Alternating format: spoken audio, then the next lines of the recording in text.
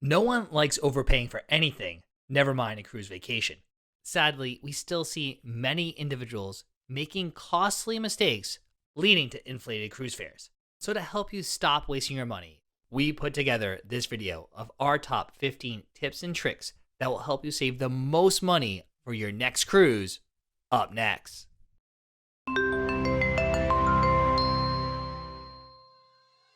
Welcome aboard, cruisers, and a special welcome back to our Eat, Sleep, Cruise subscribers.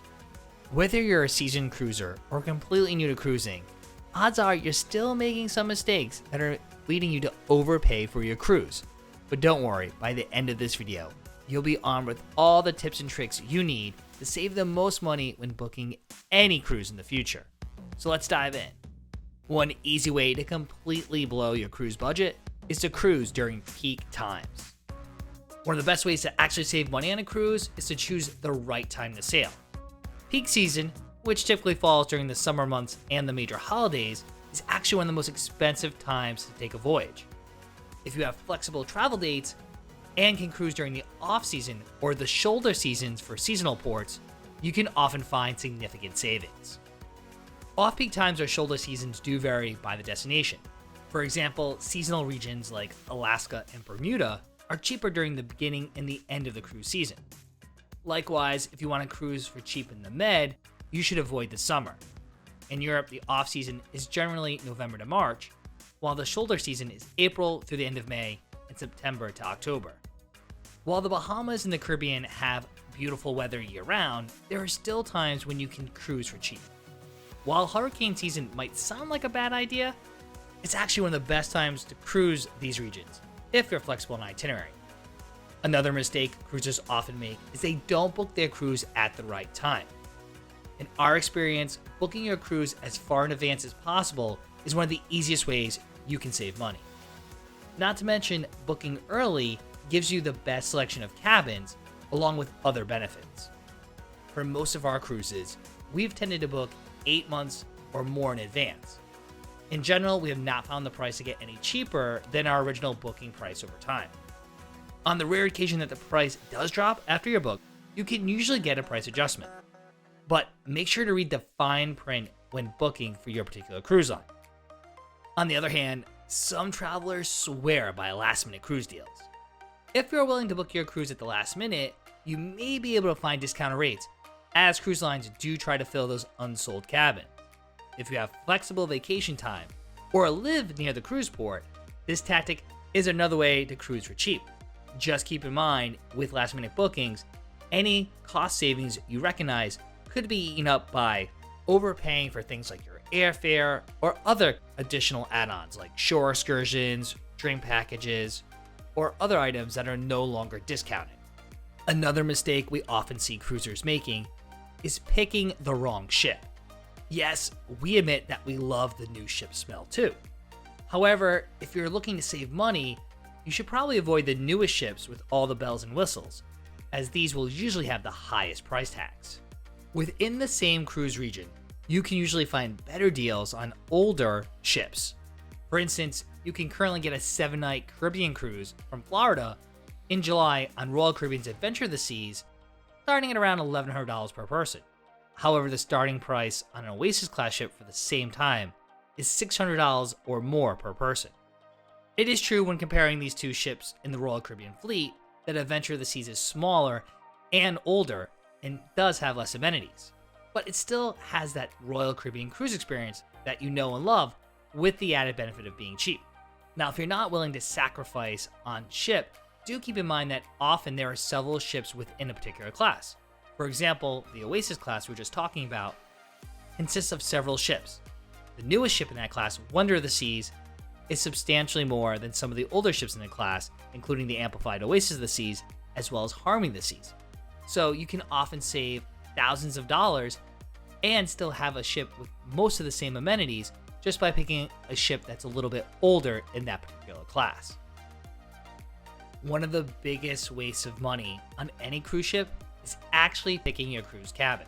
Instead, one of the easiest ways to save hundreds of dollars is to book a guaranteed cabin. When you book a guaranteed cabin, you're reserving a cabin in a particular category but you don't know what specific cabin you're going to receive until closer to the sale date. You'll be guaranteed a room in your desired category, and there's always a chance for an upgrade. A guaranteed cabin is a great way to cruise for cheap. And this option is often available for many different cabin categories, like balconies, mini suites, ocean views, or even insides. Now, if you don't see a guaranteed cruise rate on your cruise line's website, talk to a travel advisor. Or when booking with your cruise line, just select the option that says the cruise line will choose your stateroom for you. You notice that that option is always cheaper than the starting price for picking your own stateroom in any cabin category. If you want to save even more money, well, you can go ahead and book an inside cabin. Yes, it's true that having a balcony or an ocean view cabin is a great way to enjoy the scenery, but it can also be kind of expensive. If you don't really care about the view from your room, choosing the inside cabin can help you save tons of money. Inside cabins are often the most economically priced when compared to other cabins, and you can still enjoy all the amenities and activities that the ship has to offer. After all, most passengers don't spend much time in their cabins anyway. For example, when looking at Alaska cruise costs, an inside cabin on a 7-day round-trip cruise on Princess Cruises starts at about $720 at double occupancy. A standard balcony cabin on the same sailing is currently over $1,000 at double occupancy. So it's an increase of 30% from the inside room rate. For those really looking to maximize their cruise dollars, you should consider a repositioning cruise. In cruise lingo, a repositioning cruise is a voyage that begins and ends in a different location with the purpose of moving the ship to this new location. Repositioning cruises typically occur when cruise seasons change. For instance, some ships in the Caribbean move to Europe for the summer season, other ships reposition to Alaska for the summer season. A transatlantic cruise travels between Europe and North or South America. Obviously, the cruise ship will sail across the Atlantic Ocean. These cruises can be repositioning cruises, though some lines sail this route regularly, like Cunard. Whether a repositioning cruise or a transatlantic cruise, these cruises typically have fewer ports of call and are priced considerably less than traditional 7-day cruises. Thus, it's a great way to maximize your time on the ship while saving the most money. These types of cruises are for those who enjoy sea days, though they're probably not for those who are prone to seasickness. Now, we've been on over 65 cruises, and we have plenty of friends and fellow cruisers who have been on 100 cruises or more. But even with all that expertise, one cruise tip you can't forget is to actually book with a travel agent. We still use travel agents, and you should too. In all honesty, you almost never get the best deal when you book directly with the cruise line. While it's rare to find an advertised price by a travel agent that is lower than the cruise line's website, although it does happen quite often, the extra value comes in other forms. For those who are new to cruising, the right travel agent can provide cruisers with a wealth of information and insight during the decision-making process, like picking the right itinerary or picking the right cruise ship. However, if you already know the cruise ship, the dates, and the destination, even a seasoned cruiser should use a travel agent. Why? Well, they offer perks. These perks are of monetary value that's not directly tied to the actual cruise fare, but they can often be worth hundreds of dollars. These are things like onboard credit, free drink packages or drink package upgrades, free gratuities, free specialty dining, and more. So even if you pay the same cruise fare that's advertised by the cruise line, you often get these additional perks, which will help you save money. Now, it goes without saying that using a travel agent can help you save money. But what also can help you save money are cruise line deals and promotions. Sadly, too often, cruisers don't monitor these different promotions, and that can cost you a lot of money. Of course, the cruise lines do run promotions throughout the year. These promotions can take all forms, like buy one, get one 50% off, kids sail free, free perks like drink packages or free gratuities if you book at a certain time, plus other different promotions. If you have a cruise in mind, and of course, you're looking ahead 6-8 months in advance, check your email and the cruise line's websites frequently for such promotions. to ensure you score the best deal when booking a cruise. Again, if you have that travel advisor, have them monitor prices and promotions so they can find the right time to pull the trigger and book the cruise for you. Most travel advisors can get you a courtesy hold for 24 or 48 hours, or perhaps longer depending on the cruise line. That way, they can snag the room for you and you can decide if it's the right time to actually put a deposit down. Now, we sail just a couple, but if you're looking to sail for cheap for families, then you should definitely time your booking with a kids sail free or a third and fourth guest sail free promotion. Most cruise lines will occasionally offer such sales, with Norwegian Cruise Line's Free at Sea being the most common promotion that includes this deal. While transatlantics and repositioning cruises might give you the lowest average per day cruise fare, another cruise mistake many individuals make is thinking they need to take a week-long cruise. This might sound like a no-brainer, but shorter cruises will actually cost less money. The benefit now is that many cruise lines offer several 3 and 4 day options to places like the Bahamas. These quick getaways offer plenty of sun and fun both on the ship and ashore. Plus, most of these itineraries visit the cruise line's private islands, from Royal Caribbean's Perfect Day at Coco Cay to Disney's Castaway Cay, which are both perfect for families, to a relaxing beach day at Holland America's Half Moon Cay, or MSC Cruises' Ocean Cay Marine Reserve, to an adults-only experience at Virgin Voyages Beach Club at Bimini. There's something for everyone. Some cruise lines even have newer ships that sail these itineraries, like Disney Wish or Virgin Voyages Scarlet Lady. It's true that Miami, Port Canaveral, Fort Lauderdale, and other Florida ports are some of the busiest cruise ports in the world. But if you don't live in Florida, odds are you'll need to fly down and most likely get a pre-cruise hotel stay before hopping on board. Well, those flights and accommodations, they're going to cost you money. So one of the easiest ways to save money when booking your next cruise is to find a port that's closer to home. Thus, you'll eliminate the pre-cruise hotel stay and flights and save some serious cash. With cruise ships departing from more and more locations in the United States, it might be feasible for you to find a cruise that's within driving distance to the port. Besides Florida, cruise ships are homeported in many other states, such as Washington, California, Texas, Louisiana, Massachusetts, New York, and New Jersey. While some of these home ports, like Boston or Seattle, are seasonal, many offer year-round cruises to the Bahamas, the Caribbean, and the Mexican Riviera. If you live in the New England area like us, Boston or New York to Bermuda are popular summer cruises. Canada and New England cruises are popular fall choices as well. Further, the new MSC Merveilla will now sail year-round from Brooklyn, offering more vacation options for those looking to save money on a cruise. Another mistake you want to avoid is selecting the wrong cruise fare. Now, it is true if you want to save money, you should avoid add-ons. These extra fees can include things like specialty restaurants, spa treatments, and internet access. Additional onboard costs like drink packages can also inflate your bill. Modern cruise ships offer plenty of casual and complimentary dining options, as well as elegant 3-course meals in the main dining room. Instead of paying for internet access, try disconnecting during sea days and using free Wi-Fi in ports of call, depending on your cell carrier's service. If you want a spa treatment, book a massage in a port of call instead to save money. Now, these are all good tips. Or, what can you do? You can opt for one of the upgraded fare options when booking your cruise.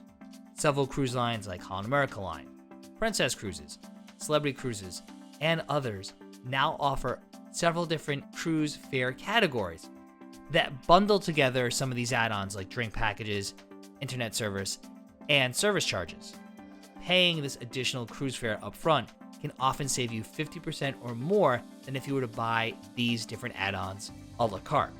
So if you know you need the internet during sea days, or you're not going to skip on a couple glasses of wine at dinner, opting for Princess Cruises Plus fare, for example, or Holland America Line's Have It All fare can save you money. Even the best part, if you time things correctly and use a travel advisor, you might be able to get these special cruise fares at even a further discounted rate, saving you more money. Now, even though several cruise lines do offer these upgraded fares, not all cruise lines offer this option. And for many, when debating whether to purchase some upgrades, one that you most likely can skip on is a drink package. Why? Well, many cruise lines allow you to bring your own alcohol on board, and sadly, not enough cruisers take advantage of this option. Now, we're not recommending that you sneak alcohol on the cruise ship. I want to be very clear here, we would never recommend you do something that's in violation of the cruise contract. But most cruise lines do allow guests to bring at least one bottle of wine or champagne on board with them in their carry-on luggage. Some cruise lines, like Carnival, even allow guests to bring a limited number of non-alcoholic beverages on board. In addition, most cruise lines offer happy hours or buy one get one free promotions on select days and times. Free tastings, the captain's reception, and loyalty parties are other great ways to score complimentary drinks. Plus, for most individuals to break even on a drink package, you need to also consume many non-alcoholic premium beverages like specialty coffees, bottled water, soda, and energy drinks. If you don't plan on consuming many of those, then a drink package is probably a waste of money, and you can just pay the a la carte prices for the few beverages you do want to enjoy each day. Another costly blunder that many cruisers still make is purchasing shore excursions. It is true that purchasing shore excursions are a great way to explore a destination, but they can often be expensive, especially if you're booking them through the cruise line. To save money, consider exploring on your own. You can hire a local taxi, join a free walking tour, or research the port of call a bit and create your own personalized exploration. If you still prefer an organized tour, consider booking a cheaper excursion through a local tour provider instead of the cruise line. You can often find these tour operators online or through the Port Information Center. There are also third-party vendors like Shore Excursions Group or Viator that often sell cheaper and more personalized tour options. If you do decide to book on your own in advance of your cruise, be sure to read the fine print regarding the cancellation policies in the event that your cruise ship misses the port of call. If you do want to purchase shore excursions through the cruise line, you should do that as far in advance as possible, because often cruise lines discount certain shore excursions ahead of the cruise. In fact, if you plan to purchase any add-ons, you should definitely do that pre-cruise. We still see too many cruisers, once they board the ship, purchasing things like drink packages, the Wi-Fi, or specialty dining. That's a surefire way to overspend on your cruise. Almost always, these cruise add-ons are discounted if you purchase them pre-cruise. Once you have a cruise booking, you can keep your eye out for sales and promotions in your cruise planner, either on the desktop version or in the app. Often you can score deals of anywhere from 10% to 40% off certain items. Best part, even if you've already booked a package and then find a cheaper rate pre-cruise, you can usually cancel and then rebook it at the cheaper price.